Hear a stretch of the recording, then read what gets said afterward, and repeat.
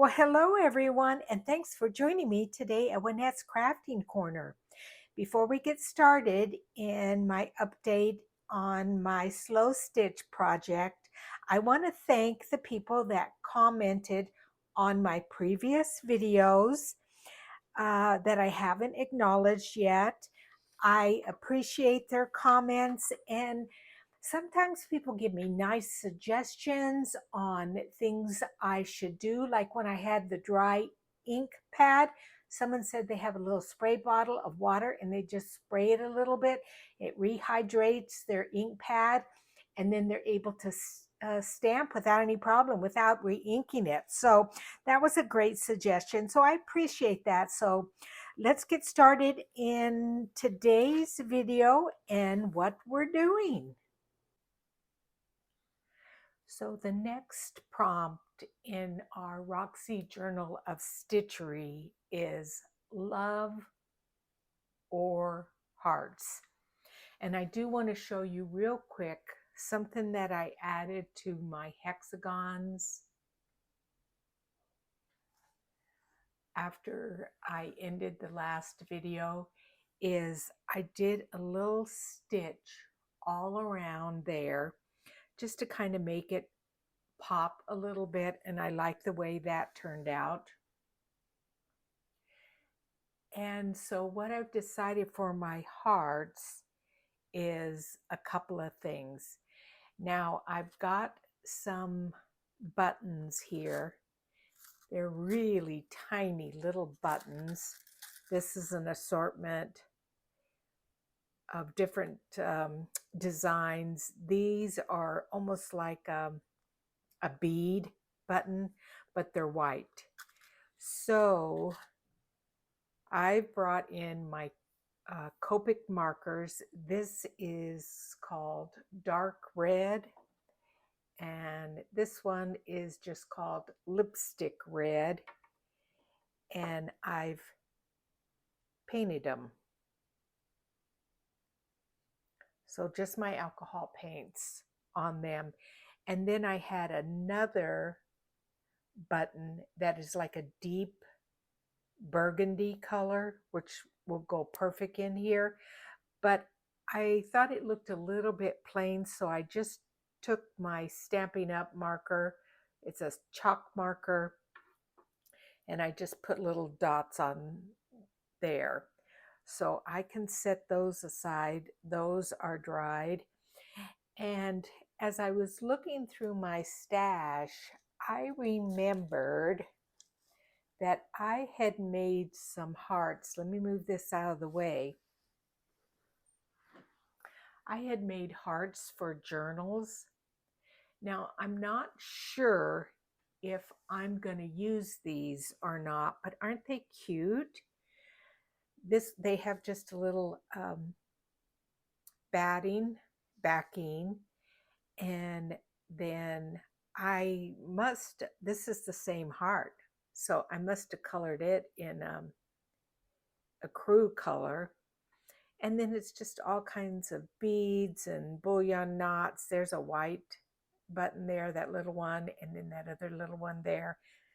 And then this one here too. And you know what? So, when you do something a really long time ago, you forget how you did it. And I know I don't have this shape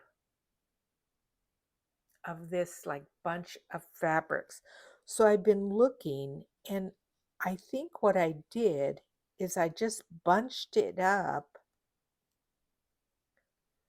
and sewed it on there. And then these are leaves from a wedding, uh, like the wedding department. And I know I coffee stained those, and then just some little doilies. But I think they're a little bit too big for my piece. I'm not quite sure if I'm going to be adding more to this piece, like another panel, although those look gorgeous, but they're big. They're a little bit too big. But yeah. So something similar to that is what I'm going to do. And prior to being a journal maker and then a card maker, I was a quilter. And I had these quilting templates. And so that's what I used to make my hearts. So don't ever get rid of things. You never know when you might use it. So I cut out a couple of hearts and I've just stitched them onto batting, just like a little, what do they call that? Tacking stitch down. And I'm going to cut around them. And then I had used the red flex pen. What's it called again? These Flex-On pen. These are nice pens because many of you know that already, or this already, that when you use an iron on them, the ink disappears. So like this little area right there, that ink is going to disappear. So I'm just starting out with a couple and we'll just cut them out. And then I'm going to pull out my fabrics and laces and I'll decide what we're going to do next on these hearts. Now this is some fabric that Pam sent me from Pandora's Junk Journals, and I do definitely want to use some of this, so I'm just going to cut out a piece here.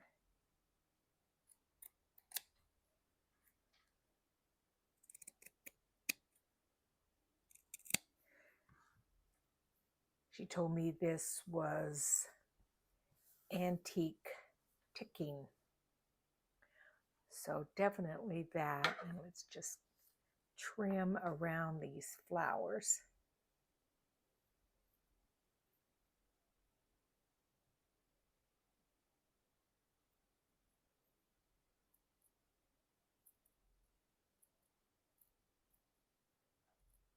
And I think it's going to go on to the bigger heart.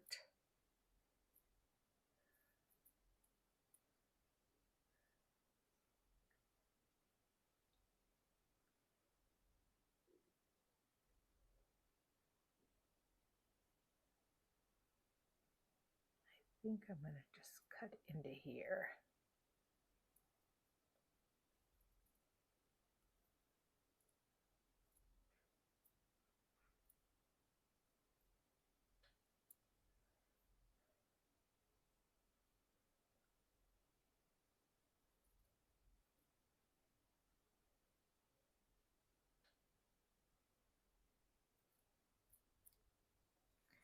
Let's see what that looks like on here.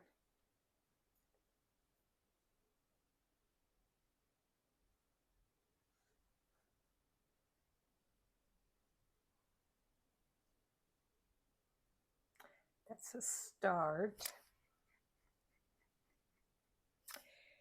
And then this is some fabric that I believe I got from Rachel in one of her packs.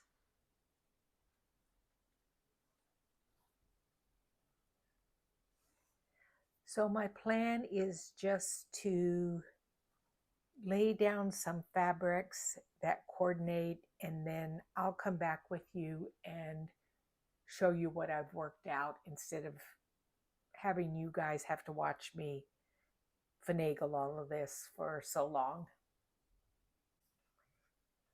This is what I've decided to stitch down along with, I have some beads. So I've taken a picture of this just because I know how I am.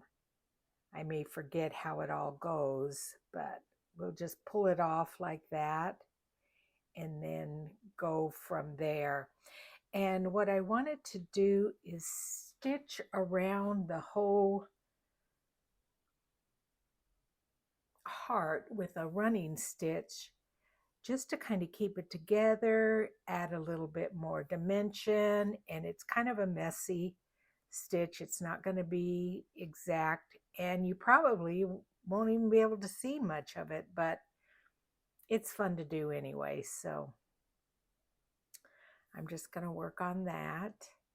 So how's everybody doing? I hope you're doing great. I'm doing better. I didn't mention it in my last video, but somehow I came up getting a urinary tract infection. And I knew exactly what it was. Not that I've had that many, but remember, I'm a nurse and had all the classic symptoms: frequency, burning, urgency. And oh my gosh, this girl. Well, I'm a nurse, and I very seldom go to the doctor. Number one, I didn't have to because I worked with doctors, and so if I had anything going on, I would just say, "Hey, doc, blah blah blah. Can you write me a script or call me in a script?" "Oh yeah, sure." So I didn't have to go to doctors very much. But now that I'm retired, I don't have access to the doctors like I used to. So now don't do this because this is not what you should do. But I live so close to the border of Mexico um, that I don't know if you guys know this, but you can get prescriptions for antibiotics and various other medications in Mexico without a prescription. And because I know from my experience working in the ER pretty much what antibiotic you need to take for various things. For instance, I always get Cipro. Cipro is good for if you're traveling somewhere where the food doesn't agree with you and you get an upset tummy and like a GI problem. Cipro will help with that. But anyway, this is not a medical advice YouTube. But anyway, I had an antibiotic that I know was good for urinary tract infections. However, it was expired, but I also, this is a personal belief that you can take expired medications. They may be not quite as potent, but they still will work. Don't take that as gospel, because remember, just right now a crafter on a YouTube channel. But anyway, so I took one, and then and I'm telling you, the symptoms were bad this morning that I took it. Oh, this was a week or so ago. And then I thought to myself, oh, you're just being crazy because you have good medical insurance. You got the Medicare, Part A, Part B, Part D, Part G, Part a pharmacy supplement, all this insurance. Go to the doctor like normal people do instead of self-treating yourself. And the other thing I thought of, you are 69 years old. You cannot be messing around with this kind of stuff as you're older. So there's an urgent care real close to where I live. And I went over there, and it was a nurse practitioner there, which is fine for, my small little issue. And sure enough, it's basically dipping your urine in a little strip. Oh, sidetrack squirrel story on this, but I remember one time I went to a doctor in Palo Alto at Stanford, and They checked my urine and they charged me $70. And I said to the gal after I got the bill, I said, I'm a nurse and I am well aware that this urine test that you're charging me $70 for is literally just sticking a stick in the urine and reading a little chart on the side. Well, I'm sorry, but that's what we charge. I said, I know, but it just drives me crazy. So back to my other story. And I don't know what it charged me at the urgent care yet because I haven't gotten the bill. But anyway, sure enough, the results came back with leukocytes, which is kind of like a white blood cell, and blood in the urine. And it's not uncommon to have blood in urine with urinary tract infections. I knew it was not kidney stone because I've had a kidney stone before, and kidney stones are extremely painful. And I didn't have flank pain. So sure enough, the gal that saw me, said, okay, I'll call over antibiotic for you. So I have just today, I've been on a week. I only have today left to take the antibiotic, but I'm feeling much better. Much better. Let me just thread this. So that's that. Oh, and then the other thing is, so I do have a doctor's appointment today, and that's actually only to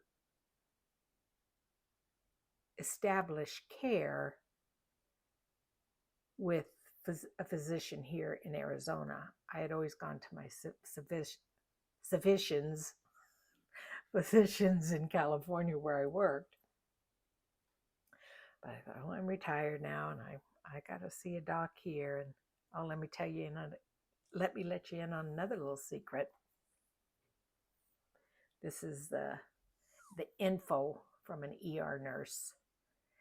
So when you work in the emergency room, the doctors, the specialists that they call in for specific things, like you'll come to the ER, you will see one of the ER docs, and say, for instance, you need to see a surgeon, they call the surgeon on call.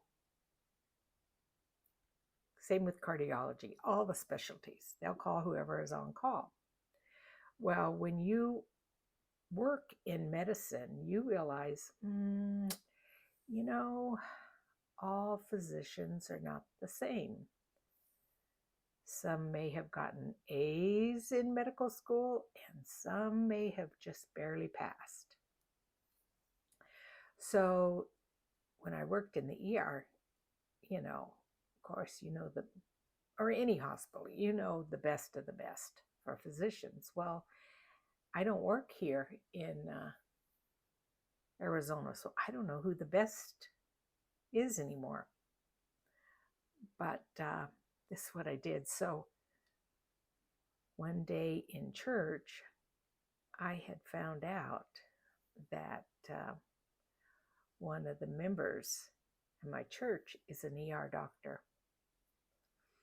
So I had typed out an entire list of internal medicine, cardiology, surgery, dermatology, OB/GYN, family practice.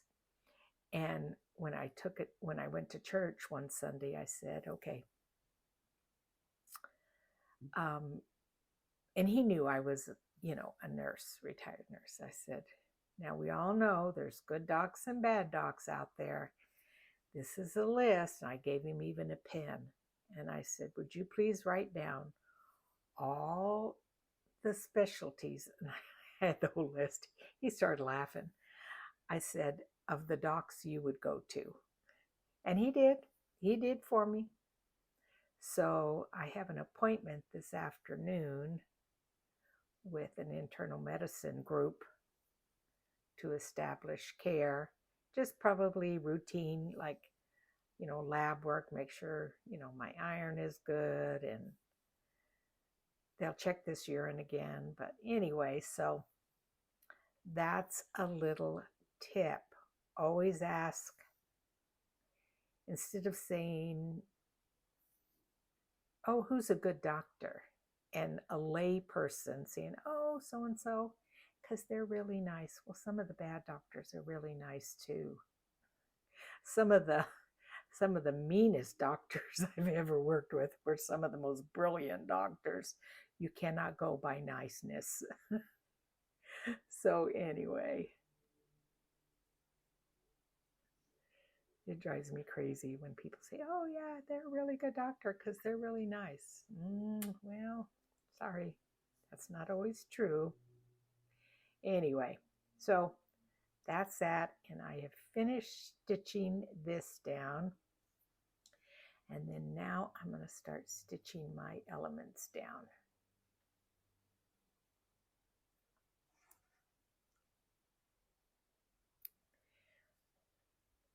And to stitch them down, I have a different thread. This, I don't know, I can't, it's kind of fallen apart, so, but I know it's a thicker thread than this other thread. I'm going to show you this other thread I have. So this thread I bought from a gentleman from France, and it was a box, a huge box of all kinds of threads. And I'm telling you, some of them were really jumbled up in a total mess, but there was a lot of good threads in there too. But anyway, I bought that from him, and it's nice and thin, so it'll be good. So I'm going to stick this down here, just attach it, and I'm going to stitch it down, and then I'll come back and we'll see where I'm at. As I stitch these down, I just want to tell you where each of these fabrics came from. This fabric here, and this fabric here, and this small piece back here all came from Rachel at Roxy Creations. This fabric here, I think I already told you, it is from Pam from Pandora's Junk Journals. This little piece right here, and now I've sewn that down, and this small piece I had bought in Italy. And then this is also from a piece I bought in Italy. Let me show you it. Yes, this is the fabric here. And there was a bird up here, and I just cut him out, and I have another bird here that I could use. So yeah, I like that. And I think what I'm going to do with this bird is, I think I'm going to blanket stitch him on. I think that'll look cool. And then, like I said, I was going to put this red heart there, and then this little piece of tatting down there, and then I'll put some beads on there. So let's go ahead and blanket stitch this guy down, if I can remember how to do it. I always seem to have to go back and look at videos on how to do something.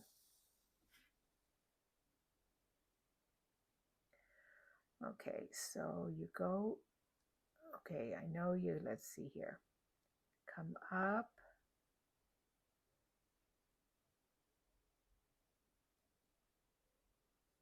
Oops, sorry, you guys.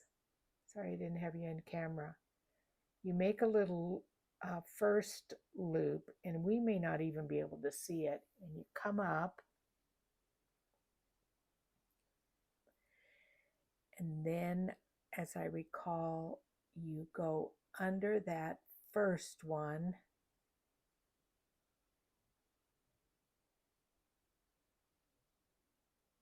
I need to take off my glasses so I can actually see here a little bit better.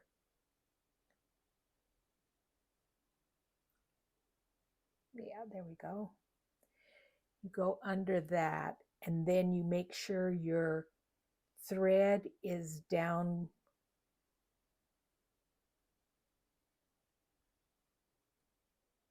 underneath, and you come up and you make sure this thread is underneath the stitch, and you bring it through.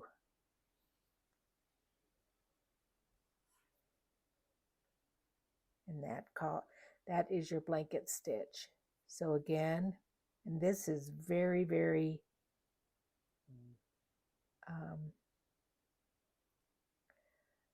lightly woven fabric, so it's going to fray easily if I'm not careful.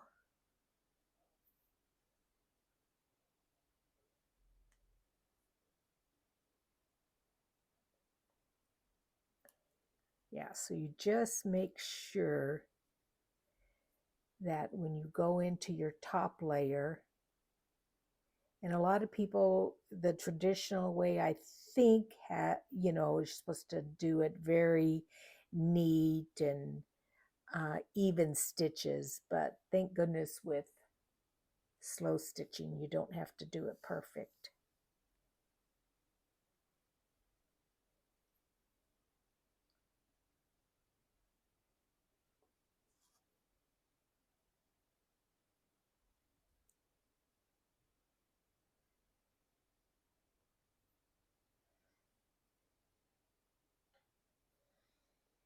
And I want to make sure that he's down there so that you can actually see the heart.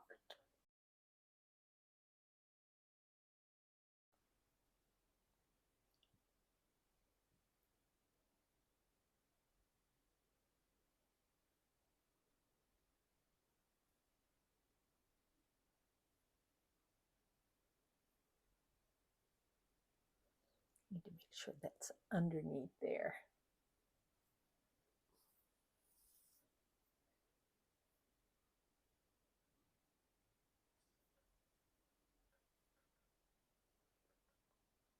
And I've left this little tail here. I like that.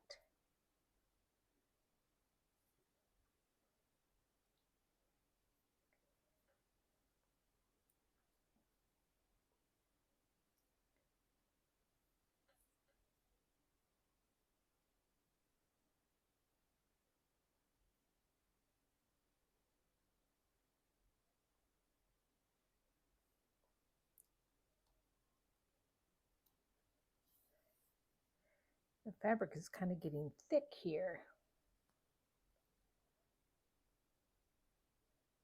Okay, so I'm going to go ahead and finish stitching him down, and I'll be back with you guys. Well, I got kind of carried away there. So my little bird is stitched down. I added one of the hearts here, and then I added a few of these beads up here, and then these beads down here. And then this was also a piece of the fabric that came with what Pam sent me. And so I cut a small piece of the edging off and sewed that down there. And so I'm pretty pleased with that. I think I'm going to look at it and mull over it a little bit and see if there's anything else I need to add to it. But at least that's one down.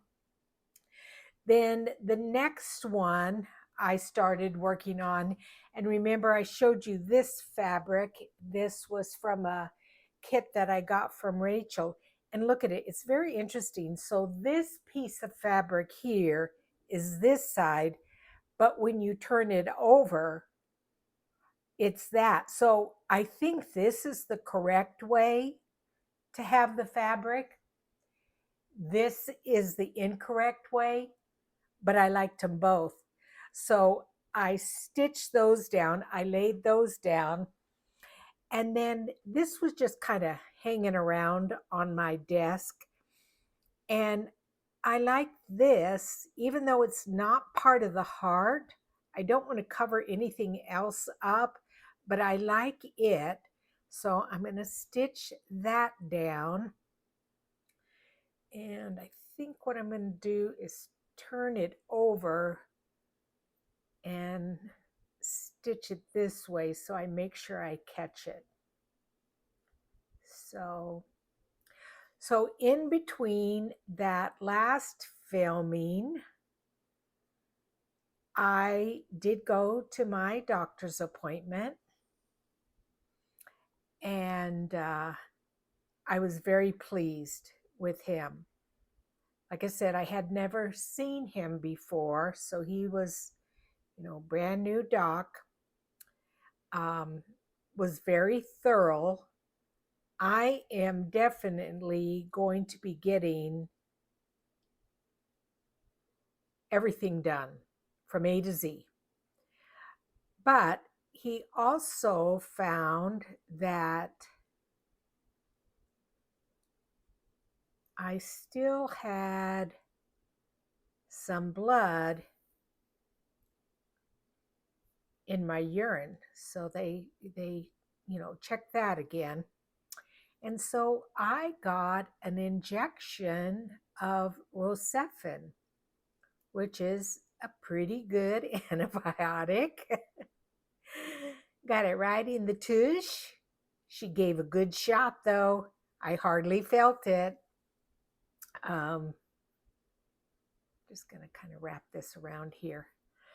And then he called in a second antibiotic. I don't know what it is because I haven't picked it up from the pharmacy yet. But anyway, so that issue is still hanging on. But oh my gosh, I am just going to get everything you could imagine done,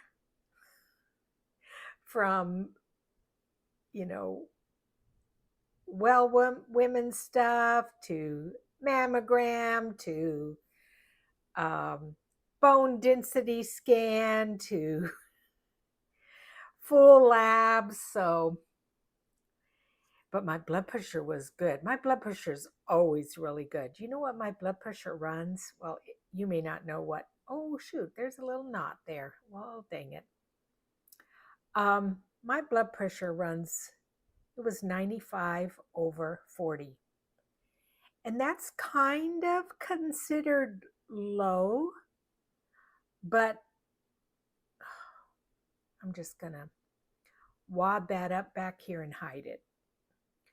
But better to have lower blood pressure than high blood pressure. As a matter of fact, one time I went to a doc, and my blood, I always tell them, especially before I have surgery, I said, don't be concerned with my blood pressure. If it drops, I run real low. Don't be, concerned if it drops into the 80s, the systolic, that top number. It's okay. And but anyway, one time I was at a doctor's, and my blood pressure was really good. So, he says, you're going to live a long time. That's good. Which basically means your heart doesn't have to work very hard to pump the blood. So, yeah, that's my story about the doctor visit. But I was impressed. I'm really, and he did. The funny thing too is he says, he knew it was, I was a new patient. And he said, well, how did you find out about me? My office. And I kind of giggled and I said, well, and I told him the story of, talking to the ER doctor at church, and he asked me what his name was, and I told him, and he goes, "Okay, I'll have to next time I see him, I'll have to thank him." But he was very touched too. He said, "That makes me feel so good." You know, everybody wants to be recognized for doing a good job. Speaking about being recognized for things, I recently had a viewer ask me not to thank people for commenting on my video. And I haven't written her back yet, but I will write her, and I will be very nice. But, um, you know, I'm not going to change that. When somebody does something nice for me, I'm going to thank them. And if people do not want to hear me thank my subscribers for commenting, then they can just fast forward it. That's all. You don't have to listen to it. And I won't mention her name in the video, you know. And as a matter of fact, so that people don't know who she is, I will probably erase the comment. But, I am always going to thank people. I thought to myself, well, when somebody helps you, like bring your groceries in, or um, somebody, a flight attendant brings you a drink, or, anytime somebody does something for you, the polite thing to do is to thank them. And I'm going to still do that. I, you know, just that's the way I am, and that's the way I'm going to be, and I'm not going to change it. Oh, that's pretty. I like that. Okay. So let me put you on hold, and I'll figure out some more things, and we'll go from there.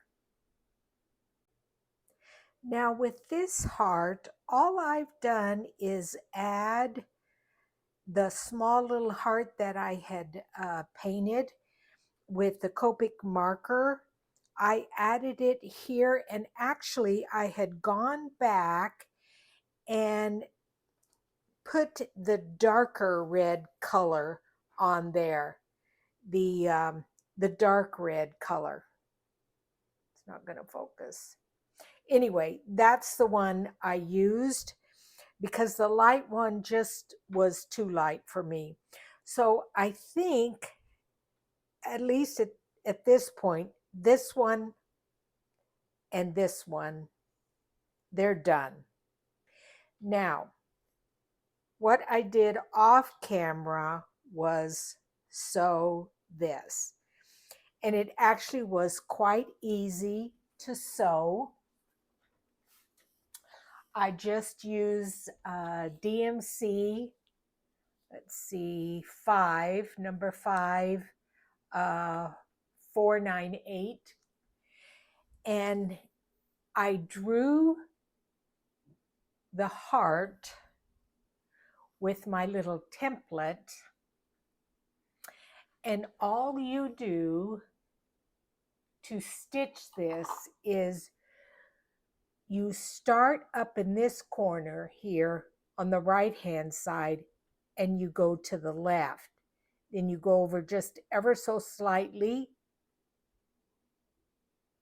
and then go back over here, and then over here and back, and you just keep going back and forth, very, very close to each other, and then that makes that design. Then I had it on a hoop so that it would be easier to stitch, but now I want to cut it out. And what I've done for that, again, my Stampin' Up! This is a retired stamp set and die set. It's called Heart Happiness. But I just took one of these dies and laid it over the heart here, so I could measure exactly where I needed to mark it. And then now I'm going to cut it out and then decide from there how I'm going to put it on the piece. Now, what I did with this heart is I did a running stitch and then a running stitch whipped. So let me just show you real quick. So basically your running stitch is just in and out, leaving a little bit of gap. And then your whipped stitch is you're going to come in and you're going to go down. You're not going to go through the fabric. You're going to go underneath it and then underneath it and then underneath it, back and forth, back and forth. And then you turn around and you come back again the other way. So what it ends up looking like is like a chain. And then what I did is I just did a little bit of light stitching to stitch it in place, but I still have a little bit of room. If I want to tuck something in there, I can. And then I did the same thing with this one. I just did a little stitch in there. So if I want to lift up and tuck something underneath here, I can. So I just basically tacked it down, and then the same over here with this one. Just tacked it down in the middle so that if I want to put more things there, I can. So let me back out and I'm going to show you the progress.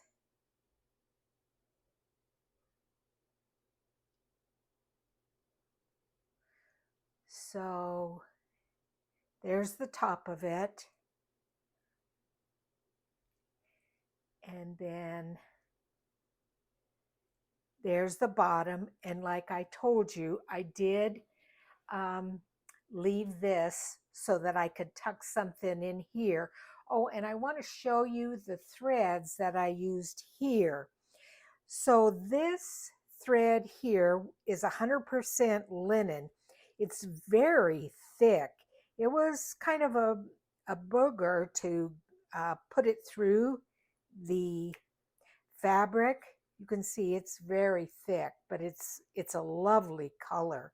I just love it. It's absolutely beautiful. And I had gotten this thread, I think it was a live sale, and I probably didn't pay more than $1 or $2 for it. And then I wove it with this 422, the DMC,